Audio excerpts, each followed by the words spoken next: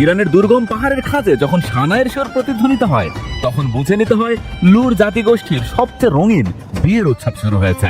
মুসলিম বিশ্বে ইরান একটি ইসলামী শক্তিশালী রাষ্ট্র। আজকের এই ভিডিওর মাধ্যমে আমরা ইরান সম্পর্কে জানতে চলেছি।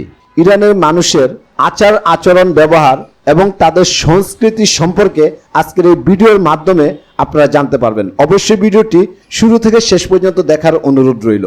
ধুলো উড়িয়ে পাহাড়ি রাস্তায় ট্রাকে করে কনে নিয়ে আসার এই রোমাঞ্চকর অভিযানের ঠিক পেছনেই লুকিয়ে আছে 12,000 ফিট উচ্চতার এক নির্মম যাযাবর জীবন। এখানে প্রতিটি দিন মানে হাড় কাঁপানো ঠান্ডা। ওরা ছাগলের আস্ত চামড়ায় ঘি জমায়। ওত পেতে থাকা ক্ষুধার্ত ভাল্লুক আর বিষাক্ত বিচ্ছুর ভয়কে সঙ্গে করেই লুর নারীরা জ্বালানি সংগ্রহ করে। আমরা আজ এই যাযাবরদের সাথে মিশে যেতে চলেছি। ওরা লুর উপজাতি। তাদের জীবন সংগ্রাম অত্যন্ত কঠিন, অথচ প্রাকৃতিক প্রাচুর্যে ভরপুর। পাহাড়ের যাযাবর তাঁবু থেকে শুরু করে শহরের বিলাসবহুল হলরুম, সবখানেই লুররা তাদের শেকড়কে আগলে রেখেছে এক বিস্ময়কর মায়ায়, যা আমাদের নিয়ে যাবে সভ্যতার আড়ালে লুকিয়ে থাকা এক ভিন্ন পৃথিবীতে।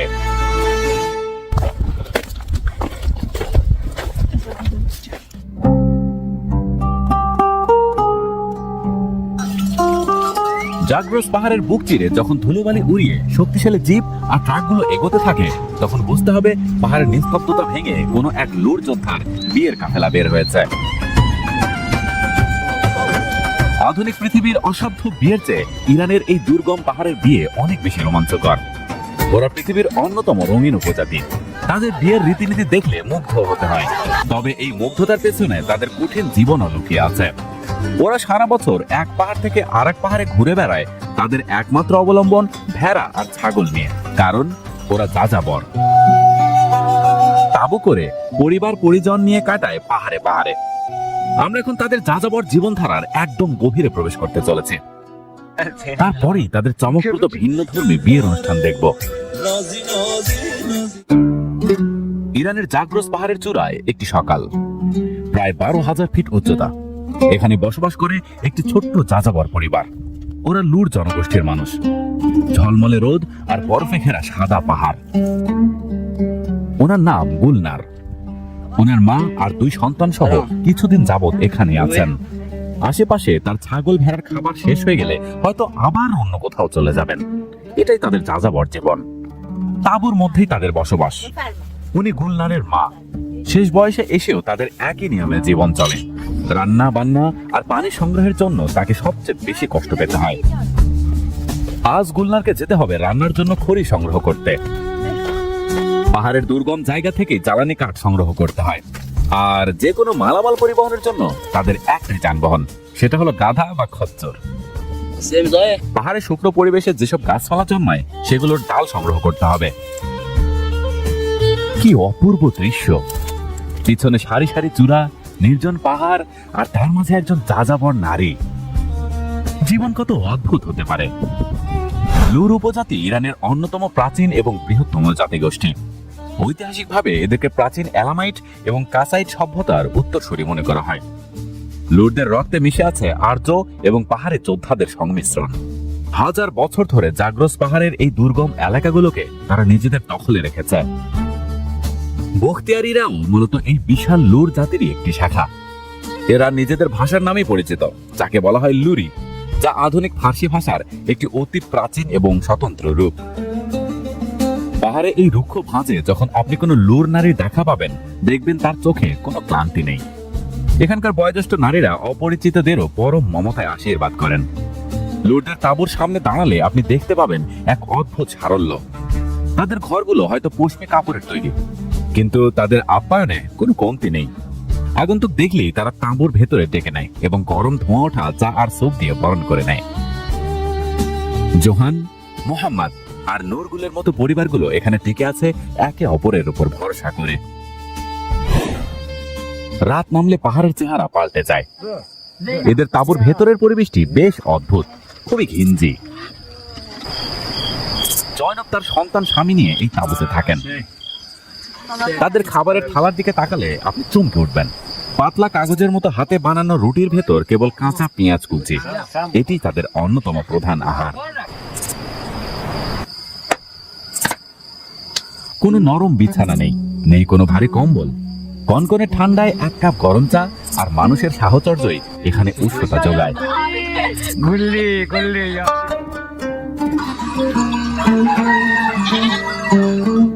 তাদের সকাল শুরু হয় একদম প্রাকৃতিক খাবার দিয়ে। পাহাড়ের তাজা দুধ থেকে বানানো দই আর তন্দুরে সেঁকা রুটি তাদের দৈনন্দিন শক্তির উৎস।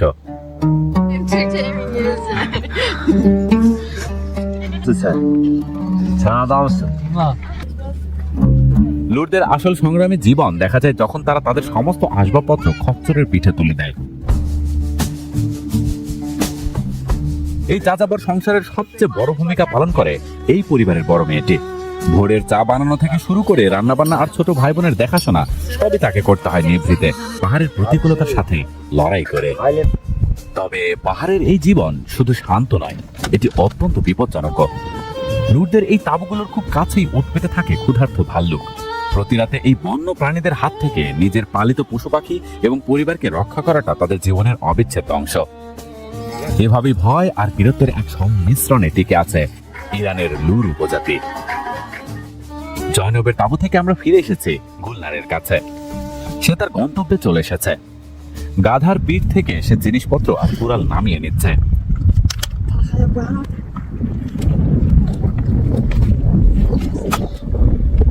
এরকম বিপজ্জনক জায়গা থেকেই তাকে ডাল সংগ্রহ করতে হয়।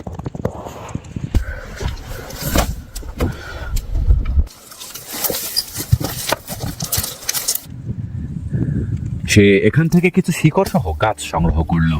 আবার তাকে অন্য কোথাও যেতে হবে। এই পাহাড় কতটা দুর্গম বুঝতে পারছেন? এভাবেই এক জায়গা থেকে আরেক জায়গায় গিয়ে ডালপালা সংগ্রহ করতে হয়। নিজেকে একবার এই জায়গায় কল্পনা করুন।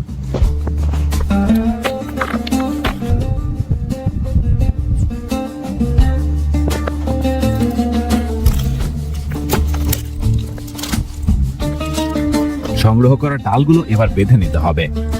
গুলনারকে সপ্তাহে অন্তত 2 দিন এই কষ্ট করতে হয়।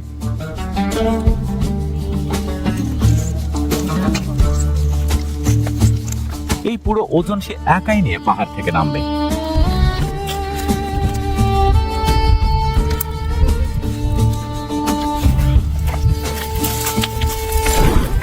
বর্তমানে ইরানে লুটদের জনসংখ্যা প্রায় 50 থেকে 80 লক্ষের কাছাকাছি। এদের প্রধান আবাসস্থল হলো পশ্চিম ইরানের লোরেস্তান প্রদেশ। মূলত জাগ্রস পাহাড়ের রুক্ষ ভাঁজগুলোই তাদের একমাত্র ঠিকানা। গুলনার আসার সময় সকালের খাবার সাথে করে নিয়ে এসেছিল। সে এখানে রান্না করবে। অন্তত এইটুকু লাকড়ি তাকে বইয়ে নিয়ে যেতে হবে না।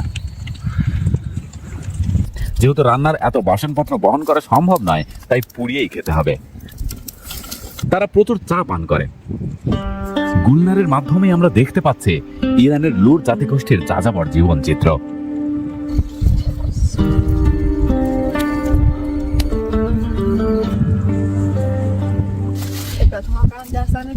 নাস্তা করা শেষ, এবার ফেরার পালা। গাধার পিঠে সবকিছু বোঝাই করে সে এখন তাঁবুতে ফিরবে।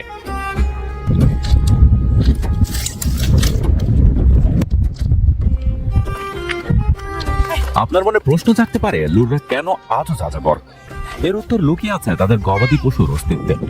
জাগ্রস পাহাড়ের আবহাওয়া অত্যন্ত চরম। শীতকালে পাহাড় বরফে ঢেকে যায়, আবার গরমে নিচে ঘাস শুকিয়ে যায়। তাই পশুদের জন্য তাজা ঘাস আর সহনীয় আবহাওয়ার খোঁজে তারা বছরে 2 বার মাইগ্রেশন বা স্থান পরিবর্তন করে।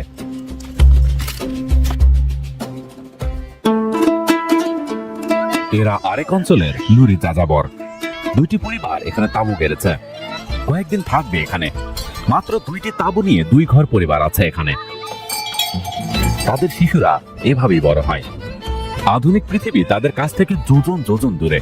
শিক্ষা, চিকিৎসা বা যে কোনো বিলাসিতা তাদের কাছে কল্পনা মাত্র। তবে তাদের কাছে একটা বড় সম্পদ আছে, তা হলো প্রকৃতি। ওরা প্রকৃতির সন্তান। হ্যাঁ, তাদের হয়তো এভাবে জীবনযাপন করতে কষ্ট হয়, তবে কেন যেন মনে হয় মানসিকভাবে তারা অনেক সুখী। ফারিবা ও তেরিম তারাও গুলনারের মতো জ্বালানি কাঠ সংগ্রহ করতে পাহাড়ের ওদিকটা যাবে। এখানে কোনো শব্দ দূষণ নেই, শুধু প্রকৃতির শব্দ।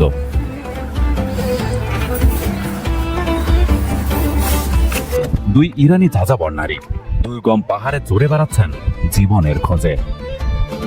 লুর উপজাতির প্রায় 100% মানুষ ইসলাম ধর্মের অনুসারী, তবে তাদের ধর্মের সাথে মিশে আছে পাহাড়ের প্রাচীন কিছু লোকজ বিশ্বাস। তারা প্রকৃতিকে খুব সম্মান করে এবং তাদের বিভিন্ন সামাজিক উৎসবে ইসলামের রীতিনীতির পাশাপাশি হাজার বছরের পুরনো পাহাড়ি ঐতিহ্যের এক চমৎকার মিশেল দেখা যায়। তাদের মধ্যে মুরব্বী এবং গোত্র প্রধানদের সিদ্ধান্তকে প্রায় ধর্মীয় নির্দেশের মতোই সম্মান করা হয়। তাদের জীবন কতটা রিস্কি দেখুন। ডালপালা সরাতেই একটি বিচ্ছু বের হয়েছে। অত্যন্ত বিষাক্ত হতে পারে এসব বিচ্ছু। একটি গাধা প্রচুর পরিমাণে ভার সইতে পারে। শুধু ভারই নয়, এসব নিয়ে তাকে পাহাড়ে উঠতে হয়, আবার নামতে হয়। আমরা যেমন ট্রাক বোঝাই করে মালামাল পরিবহন করি, ঠিক তেমনি বোঝাই দিচ্ছে ওরা। আজকে দিনের জন্য সংগ্রহ শেষ, এবার তাদের বাড়ি ফেরার পালা।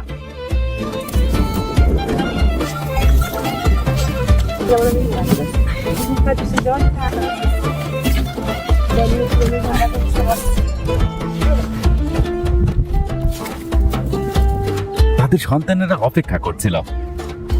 ডিম আর মাংসের চাহিদা মেটাতে তারা মুরগিও পালন করে। আধুনিক প্রিজারভেটিভ ছাড়াই লুর নারীরা প্রজন্ম ধরে দুধ ও চর্বির সংরক্ষণের এক বিশেষ কৌশল মেনে চলেছেন, যার শ্রেষ্ঠ উদাহরণ তাদের এই ঘি। প্রতিদিন ভোরে পুরুষেরা পশুপাল নিয়ে পাহাড়ে বের হলে নারীরা শত শত পশু থেকে টাটকা দুধ সংগ্রহ করেন। এরপর মস্ক নামক ছাগলের চামড়ার ব্যাগে সেই দই ভরে ঘন্টার পর ঘন্টা অমানসিক পরিশ্রমে ছাকিয়ে মাখন বের করেন।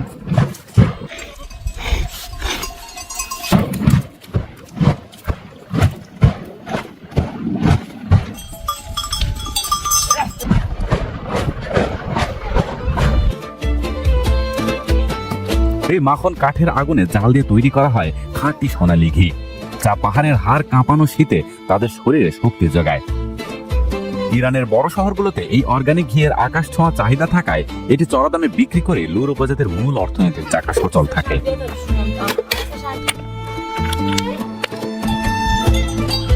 আপনারা যে সাদা পাথরের মতো টুকরোগুলো দেখছেন, এগুলো লুরদের গোপন শক্তির উৎস। যখন ঘি বানানো শেষ হয়, তখন বেঁচে যাওয়া অবশিষ্ট অংশ থেকে তৈরি হয় এই কষ্ক। পাহাড়ের তপ্ত রোদে এগুলোকে শুকিয়ে পাথরের মতো শক্ত করা হয়, যাতে বছরের পর বছর কোনো ফ্রিজ ছাড়াই এগুলো সংরক্ষণ করা যায়। জাগ্রুস পাহাড়ের 12,000 ফিট উচ্চতায় জীবন যতটা সুন্দর, বেঁচে থাকার লড়াই ঠিক ততটাই নির্দয়। এখানে আমাদের শহরের মতো পানির কল নেই, নেই কোনো আধুনিক ড্রেনেজ ব্যবস্থা। পাহাড়ের ভাজা ভাজা বৃষ্টির পানি বা বরফ গলা পানি যখন ছোট ছোট পাথরে গর্ত জমে থাকে, লুর নারীদের জন্য সেটি হয়ে ওঠে একাধারে রান্নাঘর আর লন্ড্রি। আপনারা দেখছেন সেই জমানো ডোবার পানি দিয়ে তারা অত্যন্ত নিপুণ ভাবে ধুয়ে নিচ্ছেন তাদের থালা বাসন আর পরনের কাপড়। লুর নারীদের হাতে বোনা রঙিন গাব্বে বা পশমি কার্পেট সারা বিশ্বে সমাদৃত। এখান থেকেও তারা অনেক আয় করে থাকে। বছরের একটি নির্দিষ্ট সময়ে তারা তাদের পালিত পশু এবং পশম শহরের বাজারে বিক্রি করে সারা বছরের রসদ জোগাড় করে।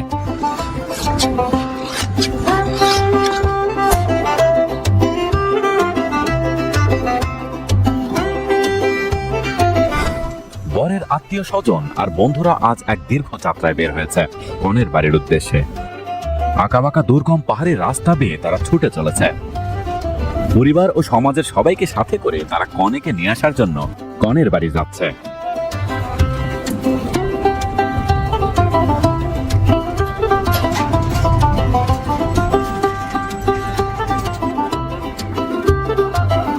তাদের সাথে উপহার হিসেবে একটি ভেড়া রয়েছে। লুর সংস্কৃতিতে এটি কেবল একটি পশু নয়, বরং কনের পরিবারের প্রতি বরের সম্মান এবং দায়িত্ববোধের প্রতীক। তবে আপনার মনে প্রশ্ন জাগতে পারে, যাযাবররা তো তাঁবুতে থাকে, তাহলে এই পাথরে ঘরবাড়ি দেখা যাচ্ছে কেন? আসলে লুররা হলো সেমি নোমাডিক বা অর্ধ যাযাবর। বছরের বেশিরভাগ সময় তারা পশুপাল নিয়ে পাহাড়ের এক প্রান্ত থেকে অন্য প্রান্তে ঘুরে বেড়ালেও শীতের তীব্রতা থেকে বাঁচতে তাদের নির্দিষ্ট কিছু স্থায়ী গ্রাম থাকে, যাকে বলা হয় কিশলাক। এই পাথরের ঘরগুলো তারা তৈরি করে বংশ পরম্পরায়। তাই বিয়ের মতো বড় উৎসবগুলো সাধারণত এই স্থায়ী গ্রামগুলোতে আয়োজন করা হয়, যেখানে পুরো গোত্রের মানুষ এক হতে পারে। পাহাড়ের পাদদেশে সুসজ্জিত এই আস্তানায় পৌঁছাতেই বরের পক্ষকে রাজকীয় অভ্যর্থনা জানান কনে পক্ষের মুরব্বীরা। একদিকে আদিম পাহাড়ের রুক্ষতা, অন্যদিকে মানুষের হৃদয়ের উষ্ণতা, এই দুই মিলিয়ে এক অদ্ভুত পরিবেশ। বাতাসের ঢেউয়ে ভেসে আসছে সোরনা সানাই আর বড় দোহল বা ঢোলের গম্ভীর আওয়াজ। লুটদের এই বাদ্যযন্ত্রের প্রতিটি সুর যেন পাহাড়ের গায়ের সাথে ধাক্কা খেয়ে প্রতিধ্বনি তুলছে। আর এই উৎসবের মধ্যমণি হলেন স্বয়ং বর, যার হাতে সগৌরবে ধরা আছে তাদের ঐতিহ্যের প্রতীক একটি প্রাচীন রাইফেল। লুর পুরুষদের কাছে এই রাইফেল কেবল আত্মরক্ষার অস্ত্র নয়, এটি তাদের বীরত্ব এবং পরিবারের সুরক্ষা নিশ্চিত করার এক অবিচ্ছেদ্য শপথ। লুটদের বিয়ে সাধারণত কোনো নির্দিষ্ট তারিখ দেখে হয় না, বরং এটি প্রকৃতির উপর নির্ভর করে হয়। সবচেয়ে বেশি বিয়ে হয় বসন্তের শুরুতে অথবা শরতের শুরুতে, কারণ এই সময়ে আবহাওয়া নাতিশীতোষ্ণ থাকে। পশুপাল নিয়ে এক পাহাড় থেকে অন্য পাহাড়ে যাওয়ার যে দীর্ঘ পরিভ্রমণ, তার ঠিক আগে বা পরে তারা কিছুটা অবসর পায়। বসন্তের সবুজ পাহাড় লুটদের কাছে নতুন জীবনের প্রতীক, তাই এই সময়েই উৎসবের রং সবচেয়ে বেশি লাগে। উৎসবের এক পাশে যখন বিশাল সব ডেকচিতে কাঠের আগুনে চলছে ভোজের আয়োজন, অন্যদিকে তখন শুরু হয়েছে লুটদের সেই বিখ্যাত রুমাল ড্যান্স বা দস্তমালবাজি। লুর নারীরা যখন তাদের বাহারে রঙিন পোশাক পরে হাতের রঙিন রুমালগুলো উড়িয়ে বৃত্তাকারে নাচতে শুরু করেন, তখন পুরো উপত্যকা যেন এক জীবন্ত রংধনুতে পরিণত হয়। এই নাচ কেবল আনন্দের বহিঃপ্রকাশ নয়, এটি তাদের গোষ্ঠীগত ঐক্যের এক প্রাচীন নিদর্শন।